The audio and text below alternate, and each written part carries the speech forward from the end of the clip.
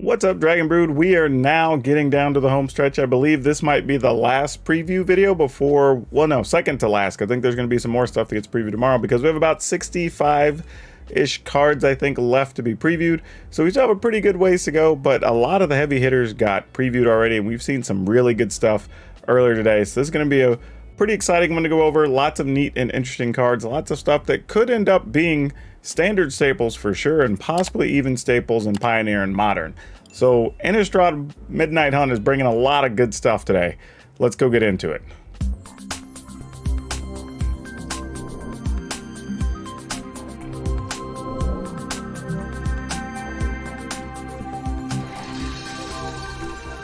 All right, here we have Malevolent Hermit. It's a colorless and a blue for a 2/1. Sacrifice the Hermit.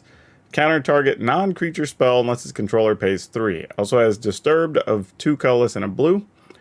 The backside is a 2/2 flying creature. Non-creature spells you control can't be countered. If Benevolent Geist would be put into a graveyard, exile it. This is actually a pretty useful little card. I mean, it fits into various types of human decks, wizards decks. It's a 2/1 for 2. It also can be sacrificed to make it hard for your opponent.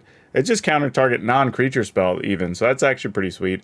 And then on the backside, your non-creature spells can't be countered in the mirror, so that's actually pretty cool too.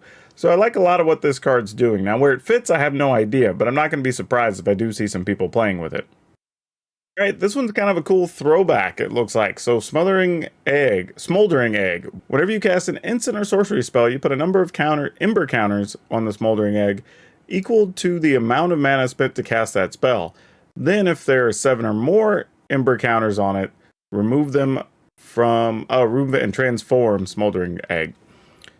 Okay, so that's actually not too bad to do. I mean, I'm assuming most of the things you're going to be playing in a red deck are going to be probably 1, 2, or 3 mana, but it's possible that you could flip this in a couple of turns. It kind of depends on what the rest of the deck is, but this could also go into some type of, let's say, is it dragons type build where you're just also casting other things and then also getting a dragon. So the backside is Ashmouth Dragon. It's a 4/4 flying. Whenever you cast an instant or sorcery spell, it deals 2 damage to any target. That's actually pretty sweet. The fact that it deals damage to any target sort of changes the game on this card quite a bit. I'm a pretty big fan of this one, actually. I don't think it fits in the traditional creature decks, which is kind of a thing, but like I said, there's some mid-rangey decks that I think could very well play this card.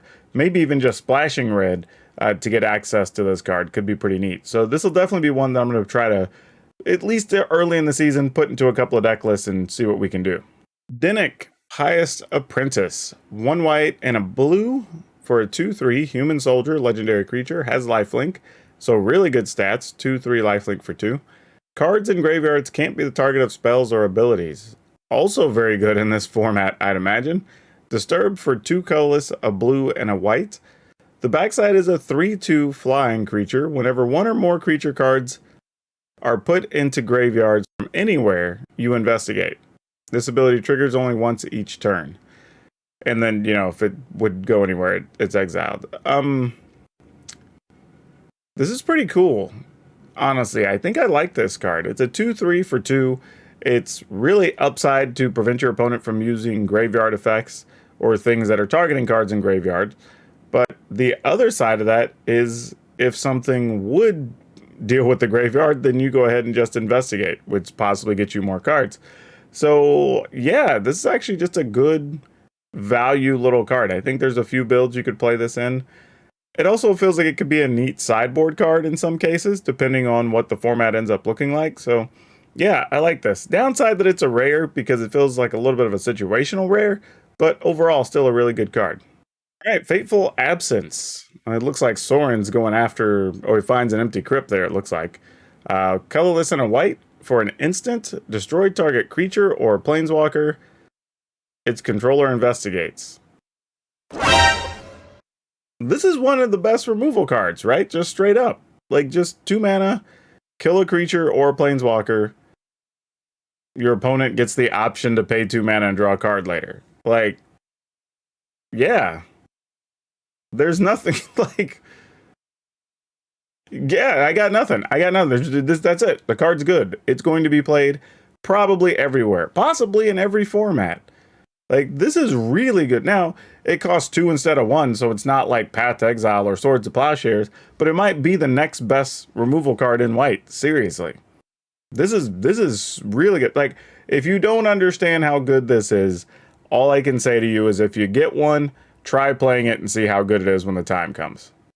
Hallowed Respite, or Hallowed Respite, depending on how you pronounce that. A white and a blue. That seems to be a common casting cost for a few of these.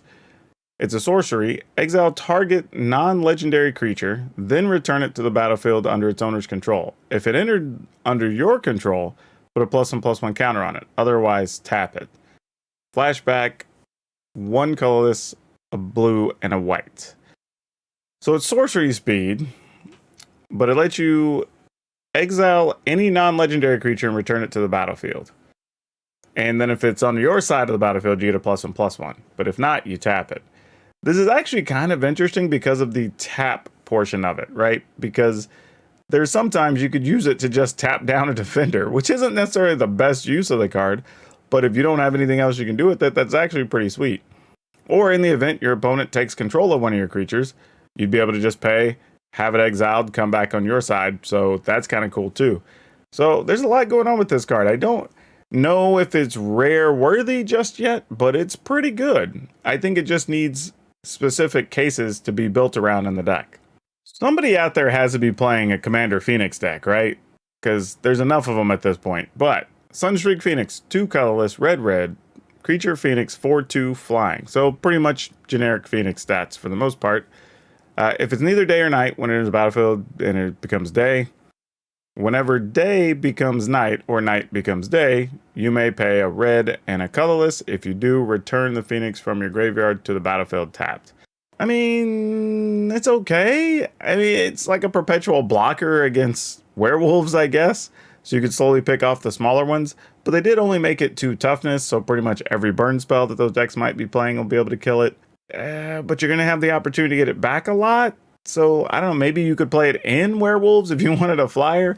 But it is 4 mana. I think you're going to have a lot of other things you're going to be playing for 4 mana in those decks. So I don't think this makes the cut. A little bit disappointing that this is a mythic, but I kind of get it. But I'm not sure if there's a casual crowd or a competitive crowd that's going to be all in on wanting this card. Burn Down the House. 3 colorless, red, sorcery. Choose 1. Burn Down the House deals 5 damage to each creature and each planeswalker. Or create 3 1/1 red devil creature tokens with, when this creature dies, deal a damage. Then gain haste. Then they gain haste until end of turn. So yeah, this card's just good. I mean, 5 mana, sweep the board for 5, possibly kill some planeswalkers. If you don't need that, you can still just get 3 1/1s that have haste, and then at any point where they die, that's 3 more damage queued up. I mean, I like this both for and against the aggro decks, as silly as that is. But yeah, this card's actually pretty solid. Expect to see people playing with this one. The Meathook Massacre. That is such a terrible name. I mean, like, sure, the Meathook Massacre. XBB, so double black, legendary enchantment, which is something you don't see that often. When the Meathook Massacre enters the battlefield, each creature gets -X until end of turn. So just a straight up good sweeper so far.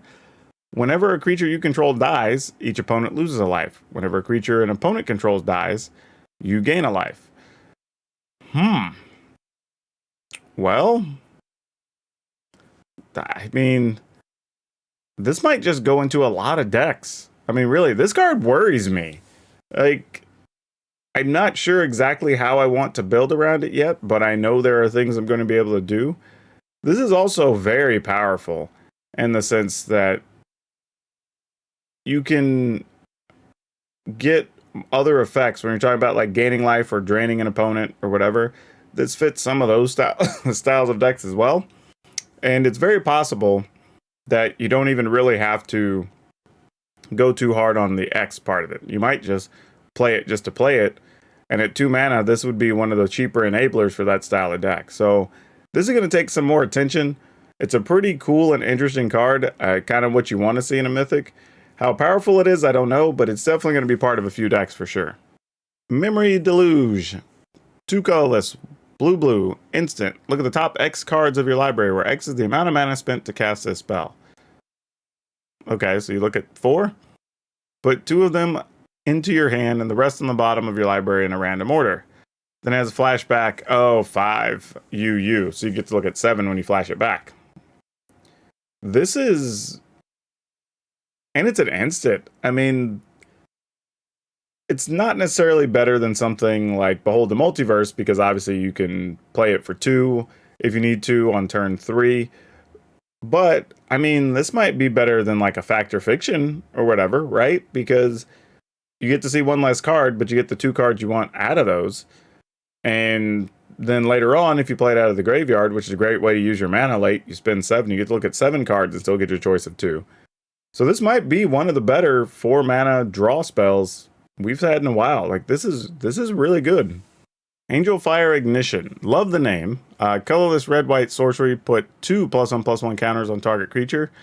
It gains Vigilance, Trample, Lifelink, Indestructible, and Haste until... I was about... Okay, at least till end of turn. I was about to say, what? It just gets all those? Then there's a flashback of 2, a red, and a white. So you get to put 2 counters on the thing. So you give it +2/+2. Vigilance, Trample, Lifelink, Indestructible, and Haste. And it's a sorcery. I mean... As an instant, I could at least use it to prevent a creature from dying, which would be cool with the Indestructible. I don't know how... I don't know if this, like... If I'm playing an aggro deck, I'll probably go ahead and just play it, right?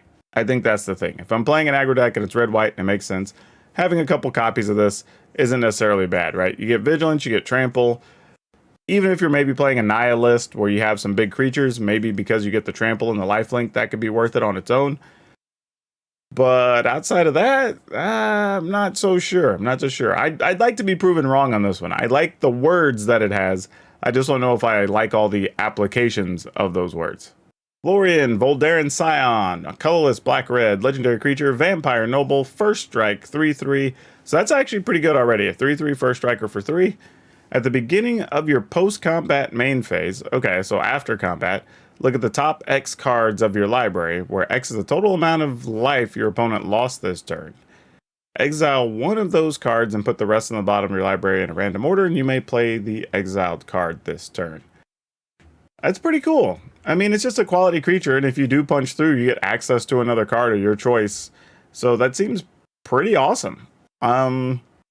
Yeah, not really much negative to say about this card. It's actually pretty sweet. It's a legendary creature, so you don't want to go too heavy on it, but a couple of these in a deck could be pretty good, and also might be really stout when it gets surrounded by other quality vampires.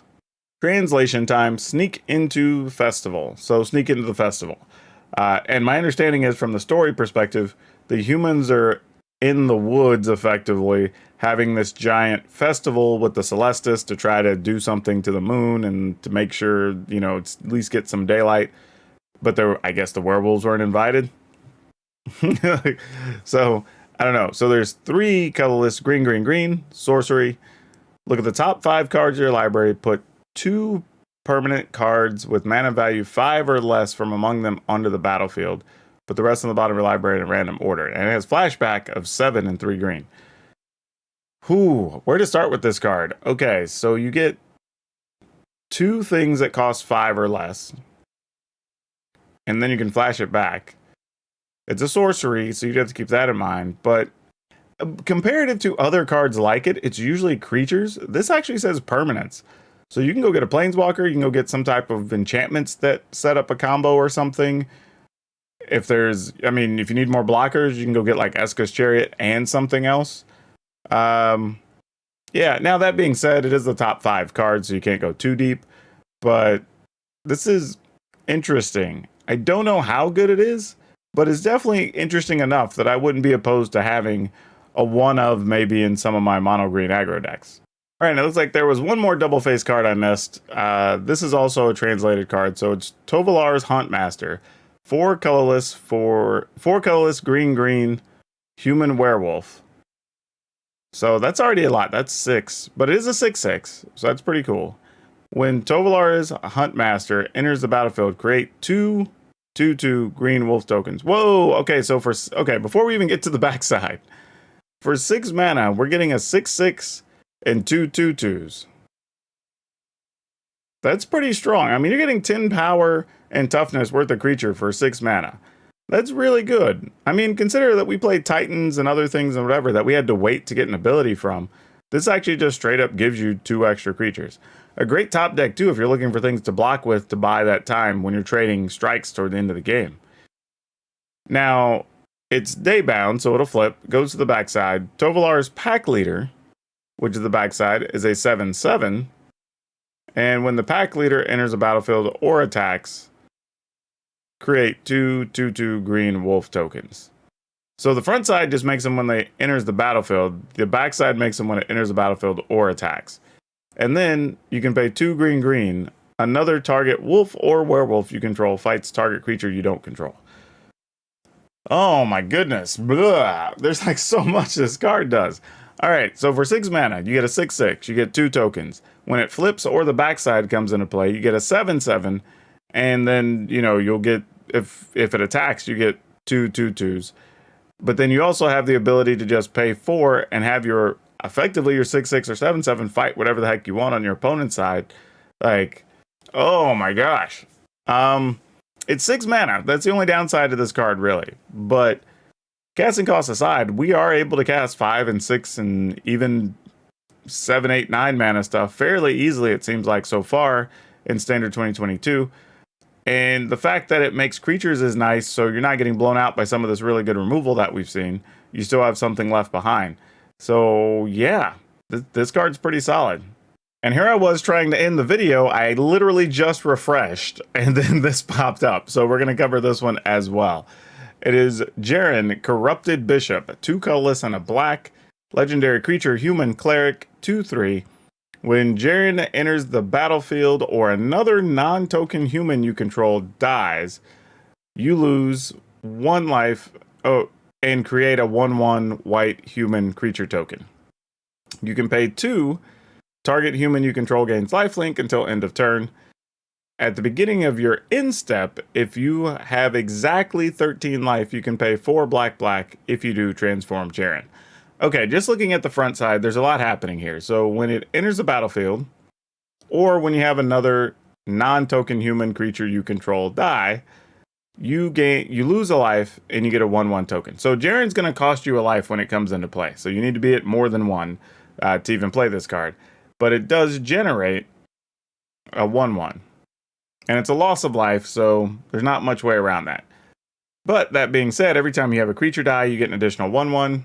The 1/1's also a human, so that may matter for something. You can give any human lifelink, so that's actually pretty cool, considering you could play other humans that aren't necessarily tokens and give them lifelink, or you can give Jaren itself lifelink. And a lot of that's probably to help you manage getting to or being at exactly 13 life to flip to the backside, which is Ormondal the Corruptor, which is cool. Because Ormondal, wait a minute, that was the token, I think, that the land made from the previous Innistrad, right? If I'm not mistaken. So Ormondal the Corruptor, legendary creature demon, 6/6, flying, trample, lifelink, sacrifice another creature, draw a card. Well, okay, so these work in tandem, right? So you flip to Ormondal, hopefully you have some number of 1/1 humans that you have sitting there. Then Ormondal can eat those, I guess, or have them sacrificed to the Ormondal demon, and then you get to draw cards. But even if you don't have any creatures left, this is actually still a reasonable card to have. Like this is the type of thing that when it flips is going to help end the game very quickly. I mean, it has Flample and Lifelink. So that's Flample, by the way, flying and trample. But it has Flample and Lifelink. So it's going to really help end the game and get the work done. So I'm actually pretty excited about this card. Now, where it fits, I don't know. Does it fit into a human deck, a cleric deck, just a random aggro deck? It'll probably find spots in a few different places just because the backside's so powerful. Ooh, there were a lot of exciting cards today, and we made it to the finish line. Be sure to let me know down below which ones you thought were awesome today, because there was a lot today to talk about. Also, we're going to have maybe one more day, I think, of previews, and then that should be it. So Friday should be the last day. So we'll do a roundup there, because we were at, I think the final count was 270 or 211 of 277. So we only have a little 66 cards left. And then we'll probably do a couple of videos that are just like cards I'm targeting to build around, maybe some of my favorites that were previewed. We may also do a sleeper video. Maybe, so something like that. Also could be something like that. Or if y'all are interested, maybe, I don't know, maybe some stuff you should probably look to craft or buy or whatever. I don't know. There's a lot of things we could do with that content for the first day or two. But what I want to do is at least by Monday, probably even Sunday, but by Monday I want to start rolling out deck lists for y'all. So you have at least, I'm going to aim for 8 or 9 deck lists going into Thursday so that you have stuff to build with right when the set goes live. Otherwise, don't forget to like, subscribe, comment, share, do all that wonderful stuff, because not just on my channel, but on any content creator you enjoy, remember to interact and share their content, because that's really what encourages the algorithms to share their stuff further. But that's all I have for you for now. We'll see you next time.